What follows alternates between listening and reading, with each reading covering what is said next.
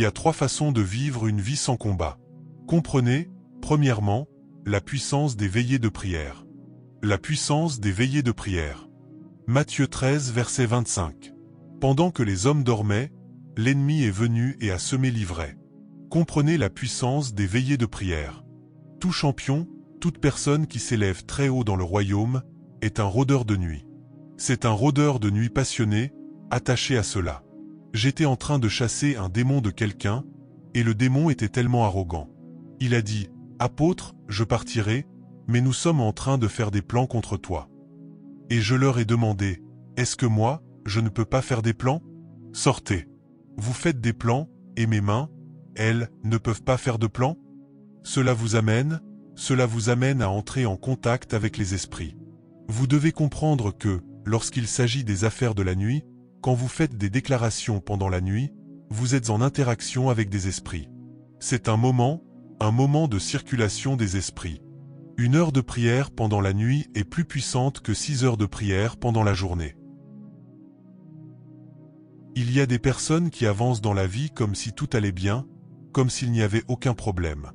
Jésus connaissait ce secret, et il l'a pratiqué.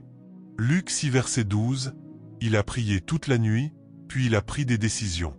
S'il y a des décisions à prendre et que vous avez plusieurs options, engagez-vous simplement dans les veillées de prière, et la direction viendra. Vous voyez une opportunité ici, une autre là-bas, engagez-vous dans les veillées de prière. Il a continué à prier toute la nuit, c'est l'un des déclencheurs des directions positives. Vous ne pouvez pas vous tromper lorsque vous êtes un homme qui comprend la puissance de la nuit. Je parle à quelqu'un ici. Et il y a une sorcière quelque part, un démon quelque part. Oh, l'enfer redoute les hommes de la nuit. Venez, bénissez le Seigneur, vous, serviteurs de l'Éternel, qui vous tenez pendant la nuit, qui vous tenez pendant la nuit. Nous étions en train de chasser un démon étrange de quelqu'un, un démon vraiment particulier. Et ce démon frappait les gens. La jeune fille, on l'avait amenée d'un endroit à un autre. Ce qui a attiré mon attention dans son cas, c'est qu'on m'a dit qu'elle battait des pasteurs. On m'a dit, celle-ci, quand tu la tiens, elle attrape ta cravate, et les pasteurs supplient pendant qu'elle essaie de les étrangler. J'ai dit, dans cette vie. On m'a répondu, oui. J'ai demandé, où est la fille maintenant? Je pensais que c'était quelque chose de banal, et je m'attendais à voir une personne musclée. Mais j'ai vu une petite fille de 17 ans. J'ai dit, cette chose? J'ai demandé, qui bat qui? Où est la personne qui frappe les autres? On m'a répondu, c'est cette fille. J'ai dit, viens ici. Quel âge as-tu? Elle a répondu, j'ai 17 ans. Le lendemain, j'ai dit, d'accord, je comprends. J'ai vu qu'il y avait 3 frères et 2 sœurs qui étaient venus, dont une de ses amies, et ainsi de suite. 5 personnes au total. Ils se sont tenus par la main. Frères et sœurs, on ne m'avait pas raconté cela, j'étais en train de regarder. 3, 2, elle les a soulevés. Frères et sœurs, j'ai vu leurs pieds quitter le sol. 17 ans. Et ces gens étaient musclés. Elle les a soulevés comme ça, les a portés et les a jetés. J'ai dit, d'accord. J'ai dit, comment Dieu a oint Jésus de Nazareth. Elle a continué, du Saint-Esprit et de puissance, lui qui allait de lieu en lieu, faisant du bien et guérissant tous ceux qui étaient sous l'empire du diable, car Dieu était avec lui. Acte 10 verset 38. Je commençais un verset, elle le complétait. J'ai dit, d'accord, j'aime ce scénario. J'ai dit, le sang de Jésus contre toi. Et quelqu'un a crié, une jeune fille, le sang de Jésus. Et elle a répondu, tais-toi. N'as-tu pas honte? Elle révélait à chacun où il avait péché, avec qui il avait péché, et la date. Alors, un par un, les frères et sœurs se retiraient. Nous avons affaire à des esprits. Ce collègue qui, soudainement, vous déteste a vu quelque chose que vous ne pouvez pas voir. Vous devez comprendre cela dans la vie. Comment les arrêter? La nuit. Une fois, j'ai pris un jeune homme et j'ai dit, « Qui est un tel ?» Il a répondu, « C'est mon oncle. » J'ai dit, « Ton oncle a tué ton père. » Vous savez, j'étais très imprudent à l'époque, je vous le dis honnêtement. Si vous regardez mes messages d'il y a des années, j'étais imprudent. Tout ce que je voyais, je le disais. Cela m'a valu de nombreux procès à cause des prophéties, de nombreux procès, parce qu'un sorcier n'acceptera jamais d'être un sorcier tant qu'il n'est pas démasqué. J'ai eu beaucoup de procès. Alors je suis devenu un peu plus prudent. Je présente les choses d'une manière telle que vous comprenez, même si les autres ne comprennent pas. J'ai pris ce jeune homme et j'ai dit, « Qui est un tel ?» Il a dit, « Mon oncle. » J'ai dit, « Il a tué ton père. » Il a répondu, « Oui. Oui, il l'a fait. Oui. Oui. » Pendant que je parlais encore, le garçon a couru hors de l'église. Il est rentré chez lui, a pris une machette, une vraie machette physique, et est allé directement chez son oncle. Pendant ce temps, moi, j'avais déjà voyagé. Moi, j'étais parti. La machette était physique, mais ce dont je parlais était spirituel. Et voilà que ce garçon a pris une machette physique. J'étais en Sierra Leone, et ma femme m'a appelé et m'a dit, « Ce n'est pas tout ce que tu vois que tu dois dire. Il y a des choses que tu vois et que tu dois ignorer. » Ensuite, ils ont amené la police pour m'arrêter.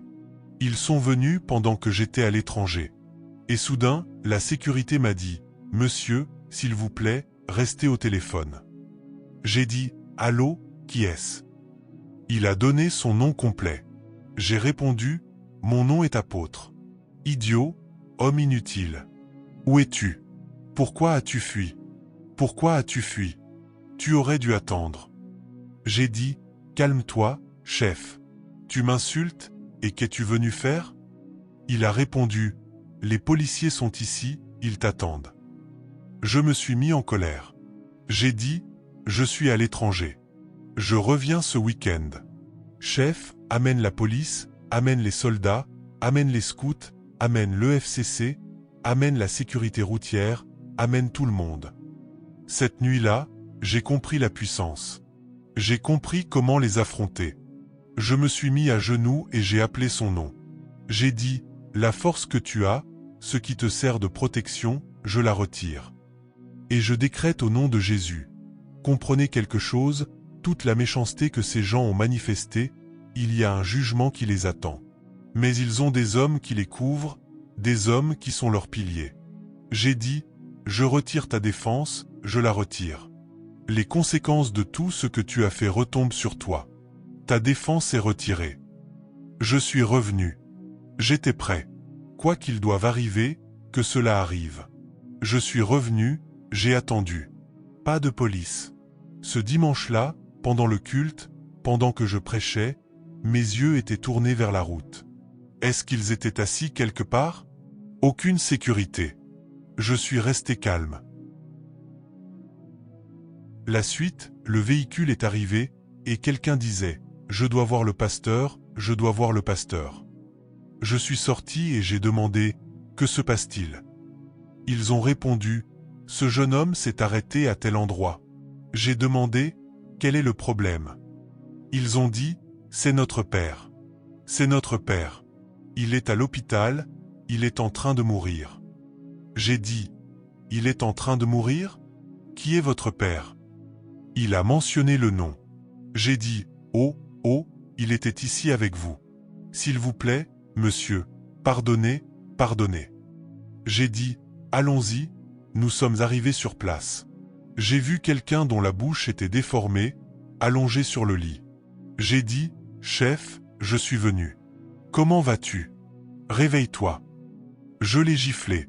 J'ai dit, « Tu étais venu m'arrêter. » Les jeunes ont dit, « Tu frappes notre père. » J'ai répondu, « Non, je suis en train de le servir. » Tu étais venu, je suis en train de te servir. Que suis-je en train de dire? Je sais que vous devez vous reposer, mais comprenez la puissance de la nuit. Comprenez les activités de la nuit. Engagez-vous dans la circulation des esprits. C'est le meilleur moment pour faire la guerre au nom de Jésus. Qu'ont-ils dit à Jonas? Réveille-toi, toi qui dors. Réveille-toi, toi qui dors, relève-toi d'entre les morts, et Christ t'éclairera. Est-ce que je communique? Engagez la puissance de la nuit. Deuxièmement, comprenez le mystère des langues. Tous ces « Père Seigneur, Père Seigneur, Père Seigneur » Père Seigneur. Père Seigneur, je veux prier, Père Seigneur, je veux te remercier. Est-ce que tu ne parles pas en langue? Non, je ne veux pas d'un mauvais esprit. Je suis très prudent. Je ne veux pas être contaminé par un mauvais esprit. Alors j'attends soigneusement que le Saint-Esprit vienne. Père Seigneur, Père Seigneur, Père Seigneur. Pourquoi prions-nous en esprit? Je vais vous expliquer. Prenons un exemple concret. Je suis à Dublin, je vais à Belfast, et je prie, Seigneur, je vais à Belfast en ton nom. Je prie avec mon intelligence pour présenter ma demande, puis je passe à l'esprit, parce que mon intelligence est limitée. Je ne connais pas les situations qui m'attendent à Belfast. Ainsi, lorsque je passe dans l'esprit, c'est pourquoi la Bible dit que nous ne savons pas ce qu'il convient de demander dans nos prières, mais l'Esprit intercède. Le Saint-Esprit entre dans des dimensions et des profondeurs que mon intelligence naturelle ne peut pas atteindre. Peut-être qu'il y a une attaque en chemin, peut-être un danger quelque part. Le Saint-Esprit commence à traiter ces choses pendant que je prie en langue. Il commence à traiter ces choses pendant que je prie. Ce n'est pas étonnant que Paul dise dans 1 Corinthiens 14 verset 40, « Je parle en langue plus que vous tous ». Ce n'est pas étonnant qu'il ait été plus grand que tous, parce qu'il comprenait la puissance des langues.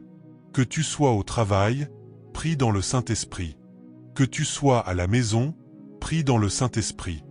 Que tu sois dans la cuisine en train de cuisiner, prie dans le Saint-Esprit. Que tu poses les mains sur tes enfants, prie dans le Saint-Esprit. Est-ce que je parle à quelqu'un? Quand ma femme était enceinte, ô mon Dieu, quand les gens parlent de mes enfants, je souris comme s'ils savaient ce que cette grossesse a traversé. Ils voient mes enfants en feu.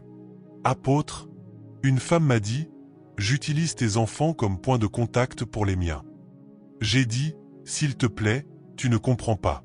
Tu ne sais pas ce que j'ai fait. La grossesse de ma femme a été éprouvée. Pendant qu'elle était couchée, je priais en langue. Par moments, elle disait, laisse-moi maintenant. Parfois, elle me voyait venir et elle disait, il arrive encore.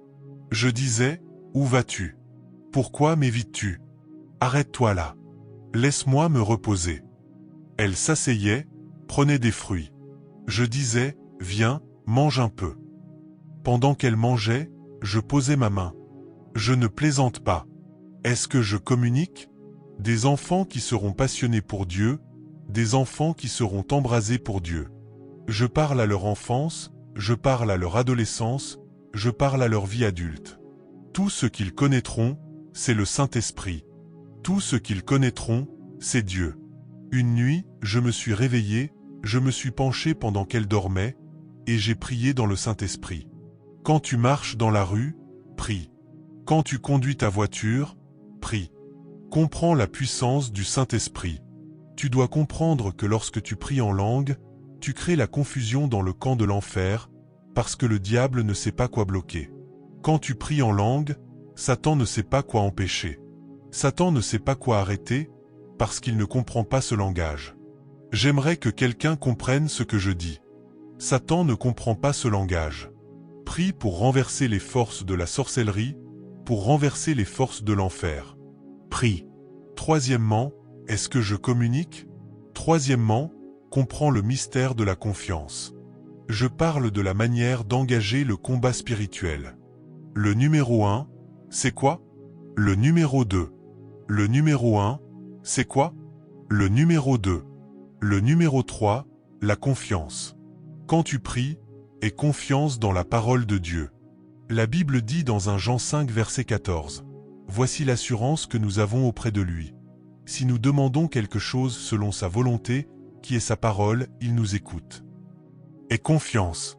La plus grande confusion de ton ennemi, c'est ta confiance. La plus grande inquiétude de ton adversaire, c'est ta confiance. Ils ont dit à Rabshakeh, « Où est cette confiance en laquelle tu te confies ?» Entre dans la présence de Dieu avec audace, avec un niveau de confiance. Et la confiance naît dans la prière. La confiance n'est pas de la prétention, ce n'est pas de l'arrogance. Elle a une racine.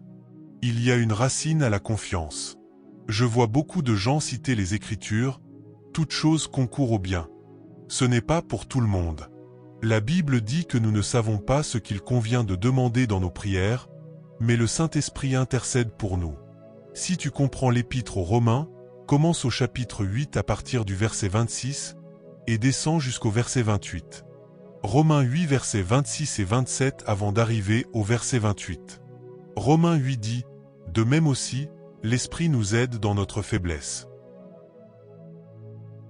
Car nous ne savons pas ce qu'il convient de demander dans nos prières, mais l'Esprit lui-même intercède pour nous par des soupirs inexprimables. » Il intercède par quoi? Par des soupirs inexprimables. Verset 27, « Celui qui sonde les cœurs connaît quelle est la pensée de l'Esprit. » Est-ce que je vous ai expliqué cela? Pendant que vous priez, celui qui sonde les cœurs, à travers votre prière, connaît la pensée. C'est pour cela que nous parlons en langue. Il connaît la pensée de l'Esprit, parce qu'il intercède en faveur des saints selon Dieu. Quand vous priez avec votre intelligence, vous priez selon votre volonté. Mais quand vous priez en langue, vous priez selon la volonté de Dieu. Regardez le verset 28. C'est ainsi que nous arrivons au verset 28. Nous savons, après avoir prié, nous savons quand nous avons engagé le combat spirituel, nos mains sont dans nos poches. Nous savons, après avoir passé du temps en langue, nous arrivons au bureau le matin parce que nous savons. Après avoir passé du temps dans les soupirs et les gémissements, nous entrons dans cette salle d'audience parce que nous savons que toute chose concourt au bien de ceux qui aiment Dieu et de ceux qui sont appelés selon son dessein. Est-ce que je communique? Asseyez-vous. Je veux prier. La confiance. Parfois, vous pouvez voir certaines choses et vous inquiéter. Chaque fois que vous perdez votre paix, c'est un signe que votre vie de prière est attaquée. Oui. Chaque fois que vous perdez votre paix, votre vie de prière est attaquée.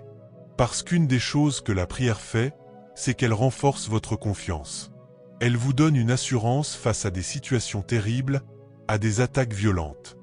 Vous êtes confiant. Un homme m'a poursuivi en justice. J'étais dans un service dans le sud du Nigeria, et j'ai appelé une femme par prophétie. Il y avait environ 5 femmes et 2 hommes, et aucune des femmes n'était mariée. J'ai dit, leur père est un chef traditionnel. Elle a confirmé. Leur père est riche, elle a confirmé. J'ai dit, chaque fois qu'un enfant atteint un certain âge, comme 26 ans, votre père atteint un grand sommet financier. Elle a dit, c'est vrai. Elle a commencé à réfléchir. D'accord, c'est vrai. Quand celle-ci a eu 26 ans, c'est là que cela s'est produit. J'ai alors dit, votre père fait du commerce avec les destinées.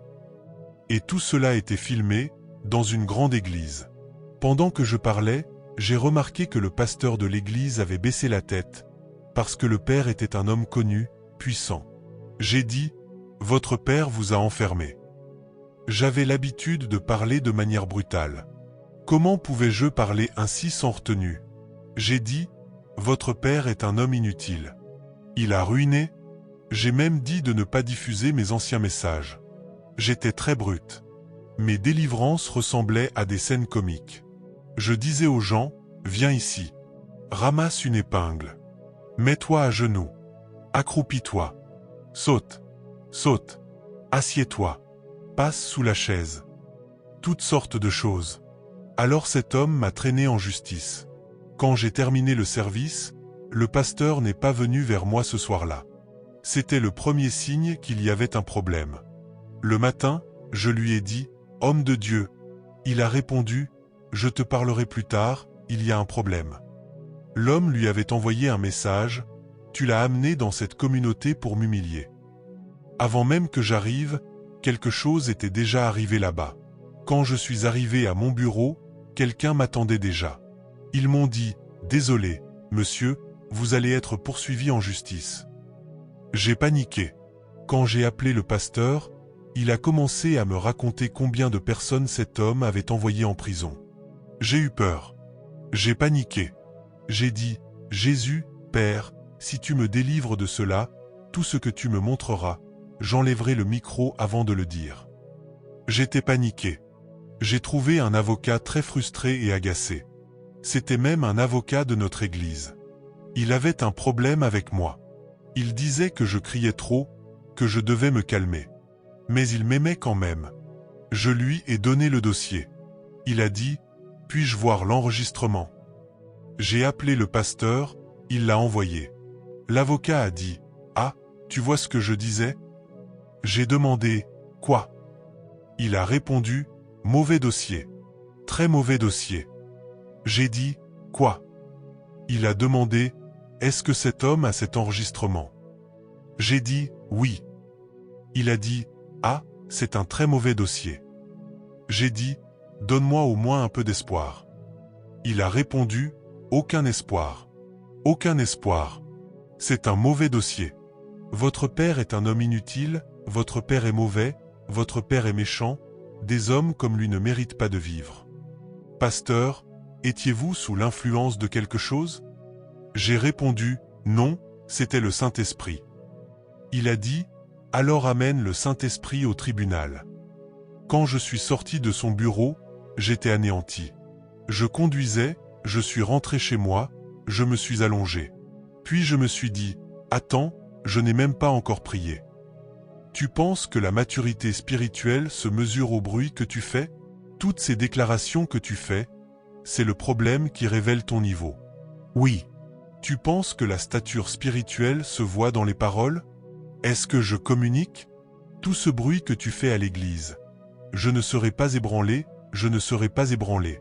Quand l'épreuve arrive, voilà ce qui se passe. Apôtre, prophète, j'ai peur. Je me suis couché sur le lit et j'ai dit, Jésus, comment puis-je revenir en arrière? J'ai commencé à prier. Je me suis réveillé dans la nuit. J'ai commencé à prier en langue, à prier en langue, à prier intensément en langue. Et j'ai contacté le pasteur. En réalité, les enfants de cet homme disaient qu'ils viendraient au tribunal avec moi pour témoigner qu'aucun d'eux n'était marié. Tout ce que j'avais dit, l'avocat m'a dit que ce n'était pas la question. Il a commencé à m'enseigner le droit. Il a dit, on ne construit pas une affaire sur rien. Avant d'en arriver à ce point, qu'as-tu dit exactement? Oui, ce que tu as dit est vrai, mais tu as dit autre chose. Si tu t'étais arrêté à cela, alors l'affaire aurait pu tenir. Mais tu as dit que c'était la cause. Tu devras le prouver. Parce que nous ne croyons pas au monde spirituel au tribunal. Tu dois prouver un fait que nous pouvons voir de nos yeux. Je suis allé prier, et le Saint-Esprit m'a parlé. Il m'a dit de dire aux enfants d'envoyer un message à leur père pour qu'ils retirent la plainte, sinon ils mourraient. Au début, je me suis dit, j'ai une affaire en justice, et tu me dis d'aller lui dire de retirer la plainte ou de mourir. J'ai donc dit à la première fille, dis à ton père de retirer cette affaire s'il veut rester en vie. Elle l'a dit à son père, et il a répondu, il m'a diffamé, il menace ma vie. Mais cette fois-ci, il n'y avait pas de vidéo, donc on ne pouvait pas m'accuser. J'ai continué à prier. La date du procès approchait. Nous prions, et j'étais prêt à aller au tribunal. Si vous m'aviez interrogé, j'aurais dit, j'ai entendu une voix, et voici ce qu'elle a dit, et je m'y tiens. 2 jours avant la date, l'homme s'est endormi, et il dort toujours. L'affaire a été annulée. Quand Dieu frappe, il n'y a pas d'arrestation. Est-ce que je parle à quelqu'un ici? Nous avons engagé le combat en langue. Apôtre, es-tu heureux que cet homme soit mort? Non. J'aurais préféré qu'il se repente. Mais on ne lutte pas contre ce qui est établi. Est-ce que je communique? Il y a des situations dans lesquelles vous vous trouvez. Qui est ce collègue au bureau qui rend ta vie difficile? Prends 2 jours pour t'engager dans la prière. Quelle est cette lutte académique? Qui est cet agent humain, cette autorité spirituelle qui est devenue un homme fort ou une femme forte et qui te fait souffrir? Engage-toi. La confiance. La confiance. La confiance. Et numéro 4. Je pense que ce message continuera ce soir. Numéro 4. L'intimité. L'intimité avec Dieu. Vous ici à Dublin, arrêtez de suivre Dieu pour ce que vous voulez. Arrêtez de suivre Dieu uniquement parce que vous attendez des bénédictions. Même si Dieu ne vous bénit pas, il reste Dieu. Dieu n'est pas une marchandise. Arrêtez de suivre Dieu à cause de ce que vous cherchez. Il y a des personnes qui, si on enlève leurs besoins et ce que Dieu peut leur donner, n'ont plus aucun lien avec lui. Elles viennent à lui uniquement pour ce qu'elles veulent. C'est pour cela qu'elles se font exploiter. C'est pour cela que quelqu'un peut dire « apporter 30 000 pour 30 miracles en 30 jours en 30 semaines ». Ce n'est qu'une rime, ce n'est pas une visitation. Et à la fin, vous devenez une victime et vous pleurez. Mais il y a des gens qui suivent Dieu pour ce qu'il est, pour qui il est. Ils l'aiment. Ils l'aiment. Ne manquez pas d'intimité avec Dieu. Aimez Dieu pour qui il est. 1 Jean 4 verset 19 dit que nous l'aimons parce qu'il nous a aimés le premier. Nous le suivons parce qu'il nous a aimés. J'aime Dieu pour ce qu'il est. J'ai dit au Seigneur un jour, « Seigneur, même si tu ne fais rien pour moi, je t'aime. Même si tu ne fais rien pour moi, peu importe ce que je traverse, peu importe ce qui m'arrive, je t'aime. » J'ai dit, le diable devrait le savoir maintenant. Peu importe, à cause de combien tu m'aimes. Jérémie 31 verset 3 dit qu'il m'a aimé d'un amour éternel. Il m'aime. Romains 5 verset 8 dit que Dieu prouve son amour envers nous en ce que, lorsque nous étions encore des pécheurs, Christ est mort pour nous. Il m'aime. Ma relation avec Dieu repose sur combien il m'aime. S'il vous plaît, il vous aime. Ne craignez pas ceux qui peuvent tuer le corps, et après cela ne peuvent rien faire de plus. Luc 12 verset 4 à 7 dit de craindre celui qui, après avoir tué le corps, peut jeter l'âme en enfer. N'est-il pas dit que 5 passereaux se vendent pour 2 sous? Pourtant, aucun d'eux n'est oublié devant Dieu. Et même les cheveux de votre tête sont tous comptés. Non, ils sont numérotés. Il y a une différence entre compter et numéroter. Il y a une marque sur chacun d'eux. Vous avez donc plus de valeur que beaucoup de passereaux. Quand vous marchez dans l'amour, suivez le Seigneur parce que vous l'aimez. Il y a une présence permanente que vous attirez. Il a dit, « Abraham, je sais qu'il ordonnera à sa maison après moi. » Tout ce découragement. J'arrête d'aller à l'église parce que je prie et Dieu ne fait rien. Dieu a déjà fait tellement. Le fait de te garder en vie est déjà quelque chose. Dieu a fait tant de choses que tu ne vois pas. Aime-le pour ce qu'il est. Aime-le. Regardez Paul. Un homme nommé Agabu a pris la ceinture de Paul, s'est lié avec, et a dit, « Le propriétaire de cette ceinture sera lié de cette manière lorsqu'il ira à Jérusalem. Ils le lieront, ils l'arrêteront, il sera en prison. » Paul a dit, « Aucun problème. Donnez-moi ma ceinture. Je suis en route pour Jérusalem. »